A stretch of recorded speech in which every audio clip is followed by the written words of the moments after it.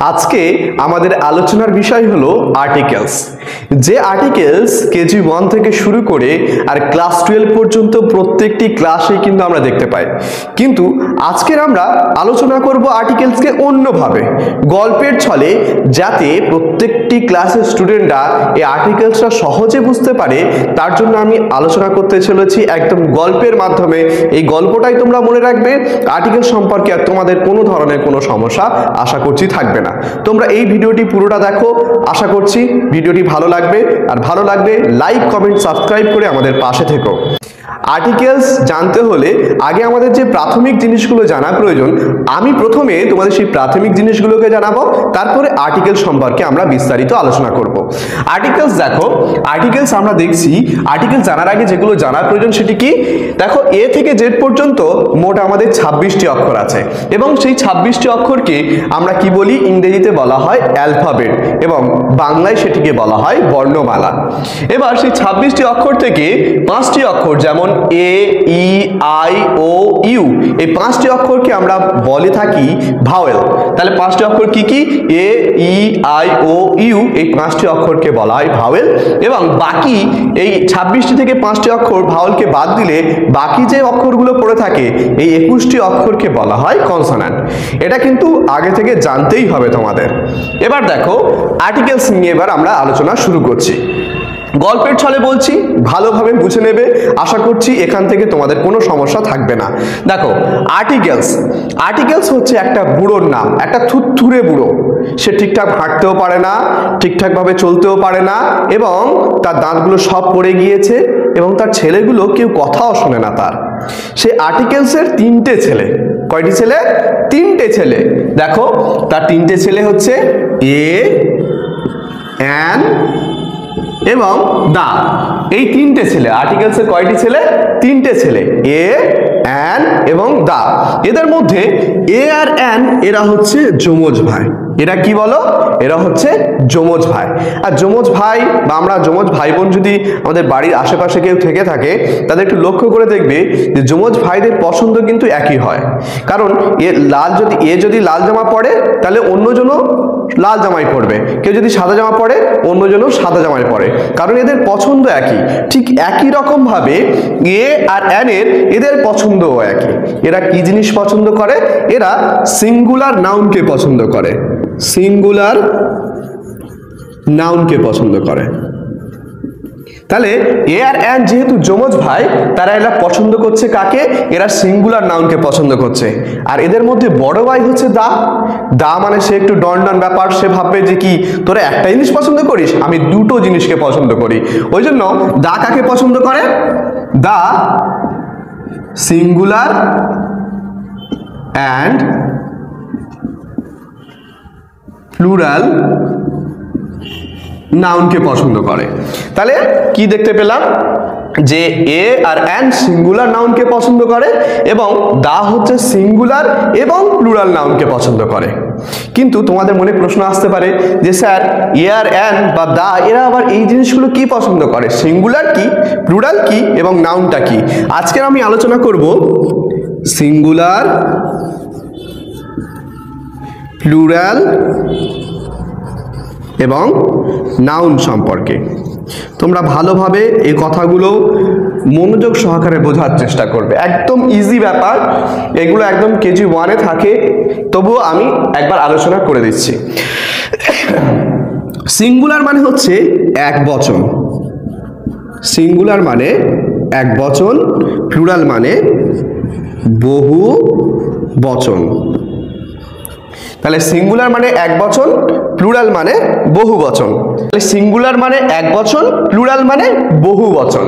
সেই সিঙ্গুলার প্লুরালটা কি? যতক্ষণ তোমার কাছে কোনো জিনিস একটা কিছু যদি থাকে, তখন সেটা হবে সিঙ্গুলার। যেমন আমার কাছে একটি মার্কার আছে, তাহলে এটা হচ্ছে সিঙ্গুলার। দুটো হয়ে গেল, কি হয়ে যাবে? সঙ্গে সঙ্গে এটা প্লুরাল হয়ে যাবে। 3টে হয়ে গেল, প্লুরাল। তাহলে যতক্ষণ তোমার কাছে একটা থাকছে ততক্ষণ হচ্ছে সিঙ্গুলার, আর একের অধিক দুটো হয়ে গেল মানে প্লুরাল, 3টে হয়ে গেলে প্লুরাল, 10টা হয়ে গেলেও প্লুরাল, 100টা, 1 কোটি, 1 লক্ষ হয়ে গেলেও প্লুরাল। মানে আমাদের মনে রাখতে হবে, যতক্ষণ একটা থাকছে সিঙ্গুলার, একের অধিক হয়ে গেলেই সেটা হয়ে যাবে প্লুরাল। আশা করছি সিঙ্গুলার প্লুরাল সম্পর্কে আর তোমাদের কোনো অসুবিধা নেই।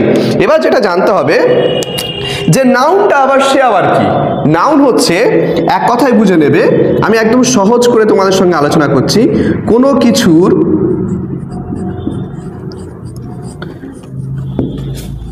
নাম বোঝালে,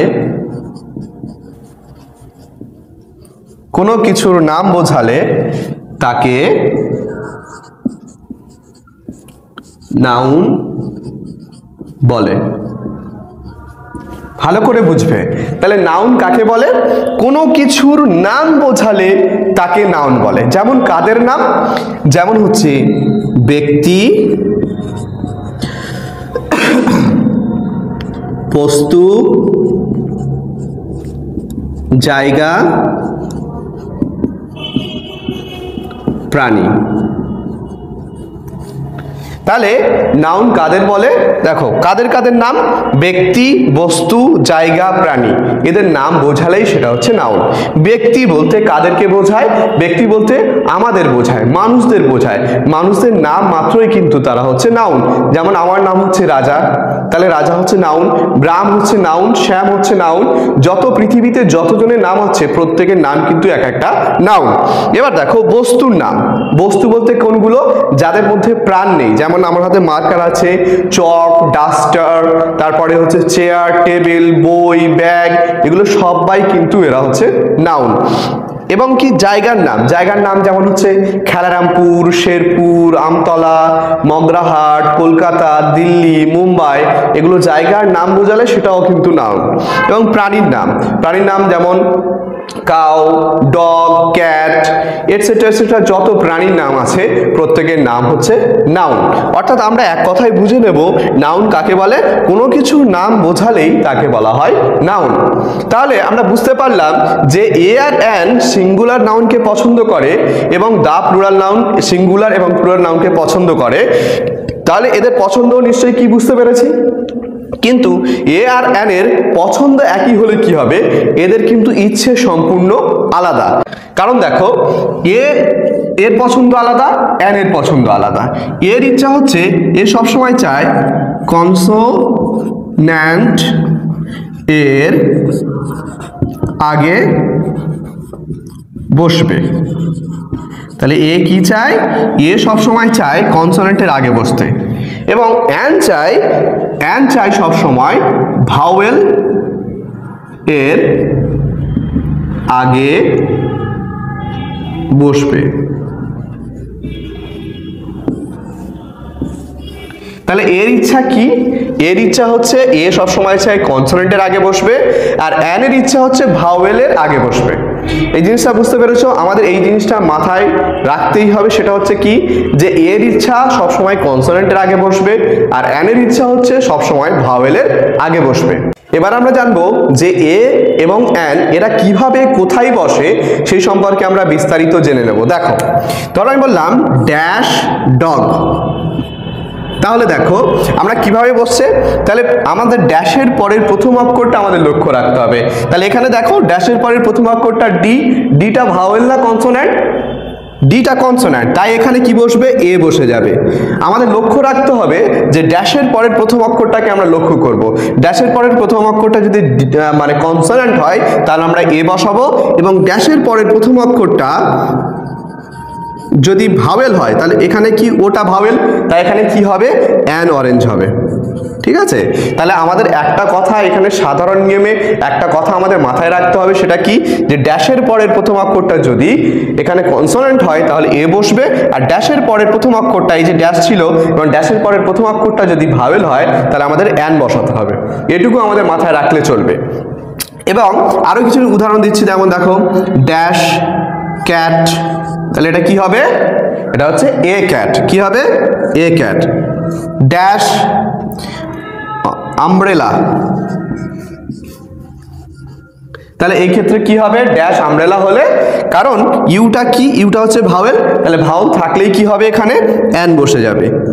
তাহলে এটা ছিল একদম সাধারণ নিয়ম।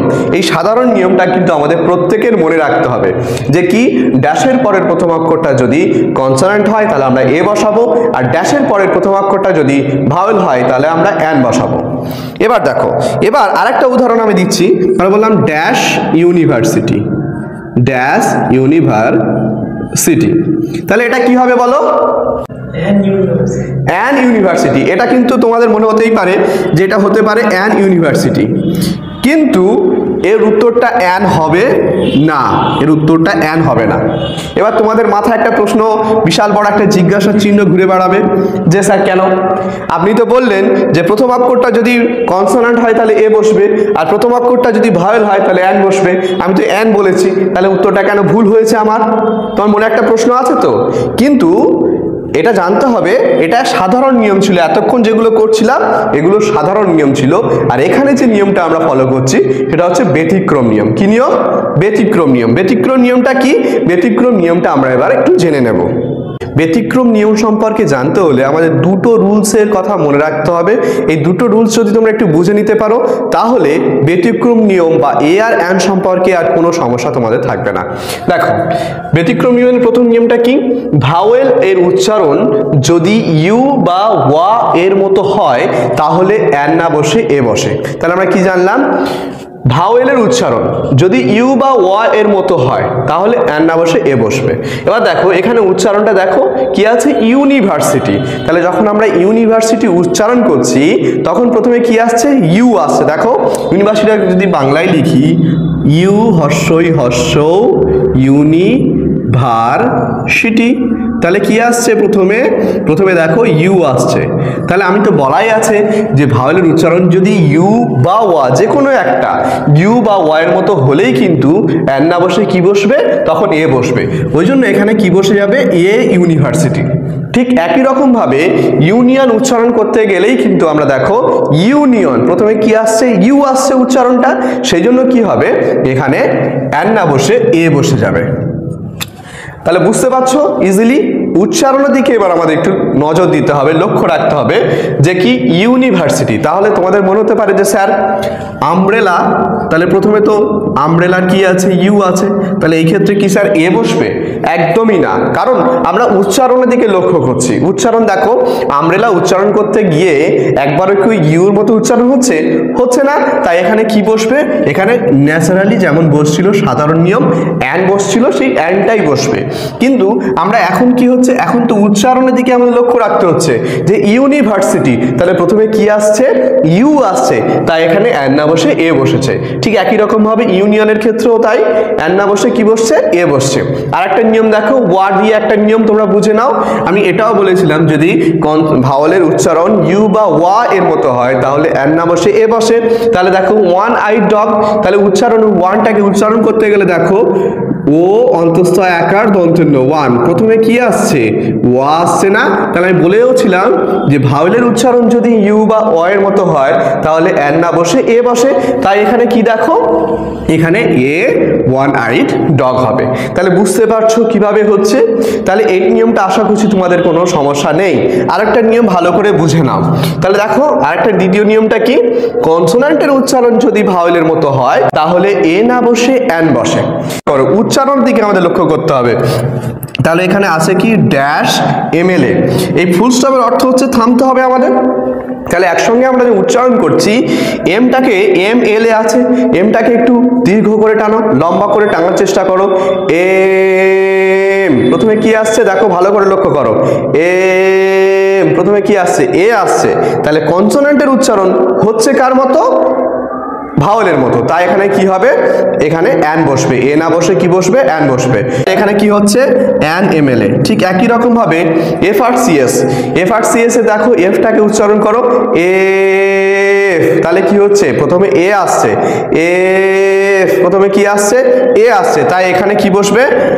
এ না বসে an F R C S বসবে, কিন্তু বসা উচিত ছিল কি, এফ আছে মানে কনসোনেন্ট আছে, তাই এখানে এ বসা উচিত ছিল, কিন্তু এখানে যখন উচ্চারণ করছি কনসোনেন্টের উচ্চারণ হচ্ছে ভাওয়েলের মতো, তাই এখানে অ্যান বসে গিয়েছে। ঠিক একই রকম ভাবে HONEST honest, MAN man, honest man, কিন্তু উচ্চারণ যে HONEST হনেস্ট নয়, উচ্চারণ কি হবে অনেস্ট, তাহলে কনসোনেন্টের উচ্চারণ হচ্ছে কার মতো, ভাওয়েলের মতো, তাই এখানে হয়ে যাবে অ্যান অনেস্ট ম্যান। তাহলে এ আর অ্যান থেকে যত সমস্যা ছিল সব সমস্যার সমাধান হয়ে গিয়েছে। এবার আমরা বড় ভাই দা সম্পর্কে জানবো। এই দা কোথায় কোথায় বসে এবার আমরা পরিপূর্ণভাবে জানার চেষ্টা করব এবং বোঝার চেষ্টা করব। দেখো দা কোথায় কোথায় বসে।